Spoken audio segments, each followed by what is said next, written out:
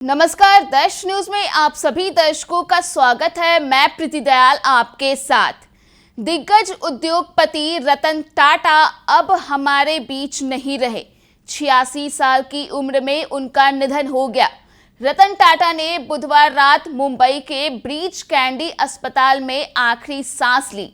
यहां उन्हें कुछ दिन पहले उम्र संबंधी दिक्कतों की वजह से भर्ती कराया गया था। बुधवार रात ही उनके पार्थिव शरीर को अस्पताल से घर लाया गया। वहीं निधन की सूचना के बाद से ही श्रद्धांजलि देने वालों का तांता लगा हुआ है।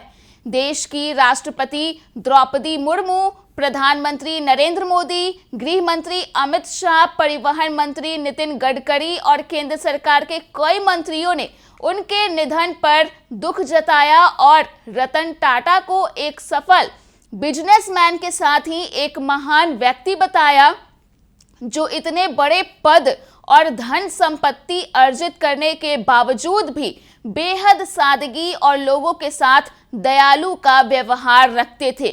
भारतीय इतिहास में रतन टाटा का नाम सुनहरे अक्षरों में लिखा जाएगा।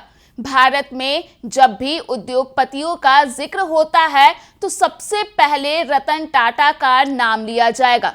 उन्होंने अपने जीवन की सार्थक यात्रा में बहुत से ऐतिहासिक काम किए। दरअसल रतन टाटा को भारतीय उद्योग का पितामह भी कहा जाता है। अपने व्यक्तित्व से उन्होंने लोगों को प्रभावित किया। रतन टाटा ने इस दुनिया को कई बहुमूल्य उपहार दिए। उनका योगदान आज भारत समेत पूरे विश्व के लिए एक नजीर है। यूं तो देश निर्माण में रतन टाटा के अनगिनत योगदान है जिसे भुलाया नहीं जा सकता, लेकिन इनमें से 5 ऐसे हैं जिन्होंने समय की परिधि पर अमिट छाप छोड़ दी है। पहला, कोविड काल में मदद के लिए आगे आए। जिस समय पूरा विश्व कोरोना जैसी महामारी से जूझ रहा था, उस समय भारत भी हेल्थ संकटों से लड़ रहा था। इस संकट के समय में रतन टाटा सामने आए और उन्होंने 500 करोड़ रुपए की देश को सहायता दी। उन्होंने सोशल मीडिया अकाउंट एक्स पर लिखा था कि कोविड-19 हमारे सामने आने वाली सबसे कठिन चुनौतियों में से एक है। टाटा ट्रस्ट और टाटा समूह की कंपनियां अतीत में भी देश की जरूरतों के लिए आगे आई है। इस समय आवश्यकता किसी भी अन्य समय से अधिक है। दूसरा, कुत्तों के लिए मुंबई में बनवाया अस्पताल। बता दें कि रतन टाटा अपने सौम्य स्वभाव और उदार दिल के लिए जाने जाते थे। उनको कुत्तों से बड़ा लगाव रहा। अभी कुछ दिन पहले ही उन्होंने कुत्तों के लिए एक हॉस्पिटल खोला।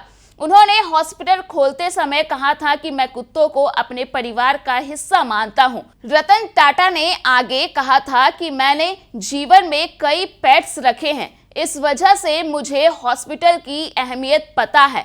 उनके द्वारा नवी मुंबई बनाया गया अस्पताल 5 मंजिला है, जिसमें 200 पालतू जानवरों का एक साथ इलाज किया जा सकता है। इसको 165 करोड़ रुपए की लागत में बनाया गया है। रतन टाटा को कुत्तों से कितना स्नेह है उसे इस बात से ही समझा जा सकता है कि एक बार कुत्ते को वो यूनिवर्सिटी ऑफ मिनीसोटा लेकर गए थे, जहां कुत्ते का जॉइंट रिप्लेसमेंट किया गया था। तीसरा, देश के लिए सबसे सस्ती कार लेकर आए।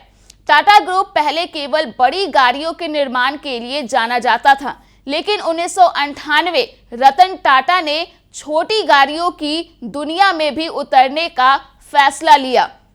उन्होंने टाटा इंडिका को बाजार में लॉन्च किया। टाटा इंडिका पूरी तरह से एक स्वदेशी कार थी, जिसको लोगों ने खूब पसंद किया और इसने बिक्री के सारे रिकॉर्ड तोड़कर बाजार में नया कीर्तिमान को स्थापित कर दिया। उसके लगभग 1 दशक बाद टाटा ने एक और प्रयोग किया और वो 2008 में बाजार में नैनो कार लेकर आए, जिसकी कीमत 1 लाख रुपए से भी कम थी। चौथा, जब फोर्ड कंपनी को संकट से उबारा। कहते हैं अगर मन में ठान ले तो कोई लक्ष्य बड़ा नहीं होता।